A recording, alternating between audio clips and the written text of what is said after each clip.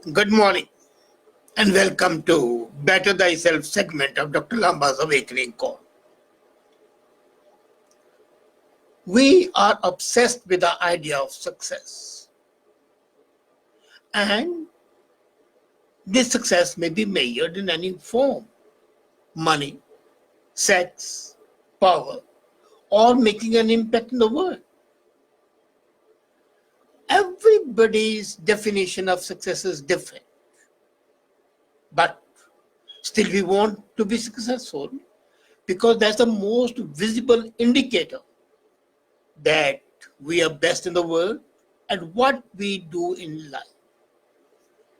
Objective is something different, but if we are the best and the people feel that we are the best, is success. And it does take very hard work to be successful. But what's more important is that once you are successful, it's harder to remain successful.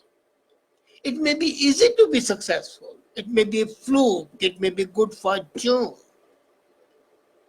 It may be a blessing. But once you are successful, to maintain the level of success and to increase the success, as I once said earlier, success does not mean reaching the end. It is jumping up and up and up. It's a continuously growing ladder. So, the job of remaining successful continues, and that's what's important. And then what happens is that we are tempted to buy guides, programs, books, how to be the best. But it's only the writers of these products. They have to sell their product. As a matter of fact, it's you alone as an individual can decide what is success and how to maintain the rate and acceleration of the process of success. Even more important, no guide, no teacher, no mentor, no coach can ever guide you how to maintain success, because only you know what you want to be successful at. Only you are aware what is best in you. Don't ever forget, success isn't a goal. It's not a possession. The reality is that we forget a major thing. Success is a mindset. It's a way of thinking about yourself, your problems, your issues that you face in the life. It takes mental toughness to believe that you will be successful or believe that your circumstances, your situation will magically change. So what is required is you've got to rewire yourself, re-engineer yourself, re-engineer your thought process, your mindset, so that you're the best at whatever you do. It's a material. Be a janitor. But be a janitor about whom everybody talks. And I'm always very clear, it's immaterial what you do, where you are, whatever you are. You may be the Prime Minister. You may be, as I said, the toilet cleaner. But if you're best at being a toilet cleaner, you are better than being the Prime Minister. So how to rewire it? That's a major question, $1 million question. How to rewire yourself? And that is first step is define who you are. Until and unless you define yourself, until and unless you are aware of what you are, if you don't know the kind of person you want to be, you are like a boat in a storm. And the storm will take you in the direction it wants, not the direction in which you want to go. Never mind. You may not go in that direction, but you should be aware of that direction. That's important. You have got to be successful. But before that, you have to define who are you. And if your success doesn't help you to become the person whom you have defined, then it's not a success. The success, until and unless it conforms to your ideal, is not a success, because that will not bring you satisfaction or happiness.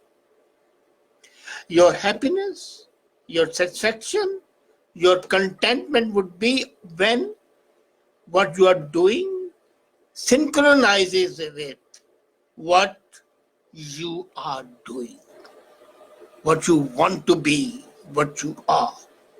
As a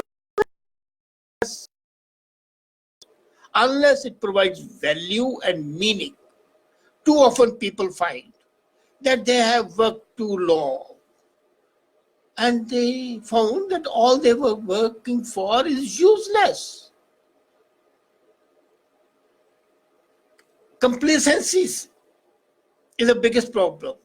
The complacent strength is our weakness. We are successful. People think we are successful, and our heart says, no, we are not. But we become complacent, okay.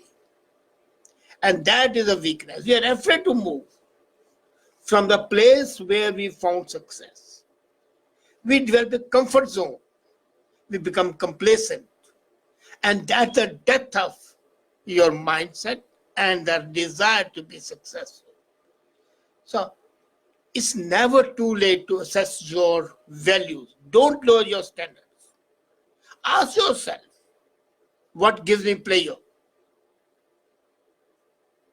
And also, more important, ask yourself, what can I do to become a better person? This answer, whatever it may be, will help you prioritize your life in a proper manner. Secondly, create a strong culture. Whether you are in a job or you are in a business, don't forget there's a strong correlation between the people who feel happy, claim to be happy, and are valued by their peers, their bosses, their customers, I mean the circle, or even their family. You may be a great achiever, but you come home and your wife isn't happy with you, or your husband is not happy with you, or your children are not happy with you. That's not success. This is a fundamental question all of us have to face. How are we to live our lives? By what principles and what moral values we will be inspired and guided. So once you have defined how you are, this is the second step. Apply the same principles to your work culture. When an entrepreneur says why for their setup, it gives them a base on which they can make their decisions. When you join a job, it gives you a base. So establish that base. Thirdly, change the way you think about your challenges. If you accept your challenges as challenges whom you must meet and conquer, and then for that you've got to move out of your comfort zone. Remain in your comfort zone as you are a dead guy, mentally dead, morally dead, spiritually dead. You may be living, but you're not really living. You're existing. So come out of the comfort zone, adapt to the new circumstances. There is no relationship between ability, intelligence, and development of mastery-oriented qualities. Don't ever forget that.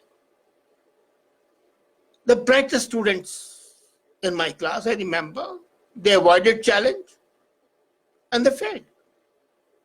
They are still plodding in their life, even after 50 years. It's not always the people who start as smart and end up being the smartest. Actually, the ones who are smartest develop that mentally tough market and mentally tough mindset. You develop this mindset. You develop it in your childhood, you develop in your teenage, your adolescence, or your elderly age, whatever. But unless you develop that mindset, you will not be successful. And you need a growth mindset. You have to be mentally attuned to the process of growth. And if you are not attuned to that, you are not successful. And what's growth mindset? That you believe that you can develop your abilities still further. You are not come to the end of the tether. When you tie a bull to a stake, the bull wants to go. But when it comes to the end of the tether, it starts moving around in circles. So if you come around to the end of the tether, end of the rope, then you will move mindlessly in circles. So, what good are you want to do? In other words, are you willing to put in extra effort to go an extra mile to achieve extra success? If yes, you will see. And you would find that you can drive as much happiness from the process as from the results. Results are never important. Process is more important. It's better to travel successfully than to reach safely. That's important. Why? If you lose while you are making an improvement, it's immaterial because you can go back on the track and do some work more. Then, another thing, surround yourself with the people who are smarter than you are. I said it earlier also in one of my episodes. Associate with the people who are better than you are. Many leaders, many entrepreneurs that come, they fed up with fundraisers. They started an organization, a company, a business, or even a job with a great hope, but remained where they were, static. They did not get off their butt, basically. And all the parameters didn't apply to them. Their initial creativity remained initial. It did not take a quantum jump. But they would if they were smarter enough that they have to mix and listen to the people who are still smart. You may be very smart, but you will never learn unless you meet more challenges. You need a constant challenge. Ego is a great thing, but it should not be territorial. That's what I mean. Partner with people who compliment you and appreciate you. But don't forget there's a difference between being confident and stupidly ignorant. So, don't forget, it's in physics we say like poles repel each other. In real life, like poles attract each other. It's a talent which attracts talent. I met a great man once, David Ogilvy. And he said, look here, doctor, if I hire people smarter than I am, they will further hire down people smarter than they are. And my company will become the company of geniuses. David Ogilvy's founder. And suppose I hire people who are inferior to me, they will also start hiring inferior to them, and the process of degradation going down the hill would start. And the organization will become an organization of dunces, foolish people. So I always hire people who are smarter than I am, more intelligent than I am, more wide awake than I am. That same way, you have to hire people, and you have got to be with people who are smarter than you are, because that will catch on to you, that will rub off on you. And then cherish your critics. One thing is, we always forget the difference between negative feedback and constructive criticism. You have got to learn to differentiate in the two and appreciate constructive criticism. Even though the critics you compare, they might call you the biggest loser. But then that should make you feel why. Then pay attention to the others, what they're doing. Because your competitor is the man, even your friend might be your competitor tomorrow. And that can be a serious threat to your success. So when your critics point out some error, some fault, pay attention, but don't scum. No, there is a word of caution. When I say listen, then evaluate that criticism. And if it's valid, accept it. Criticism may not be valid. Quite possible. It may not be agreeable, but it's necessary. I was reading the history of the world by Mr. Churchill, and there's one line in that. Criticism fulfills the same function as pain in the human body. And he goes on to say, this criticism, like pain in the human body, calls attention to the unhealthy state of things. Pain is never a disease, it's a symptom of something. Same is criticism, is a symptom. Once you use symptom, then try to go to the real issue and solve it. So it's easy to be on defensive when somebody insults you, criticizes you, but then take the time to filter through the source of information and the content. Is the man only saying it out of spite, out of jealousy, or is he really sincere to you? You've got to differentiate the purpose, differentiate the person, and acknowledge how you feel about those criticals. If there's a doubt, grab your smart team members whom you can trust, discuss it, come out, be more competitive, and success will be yours. So these methods, these 5 are the ways, the pentagon of ideas I have given you today. This pentagon of ideas can be the base for you to be not only to be successful, but to remain successful and achieve greater successes. Each success should be the base of building up the other success, so that your whole edifice is a compendium of successes, and you are building a multi-story, each more successful, more beautiful than the other. Adopt this way and better thyself. Thank you.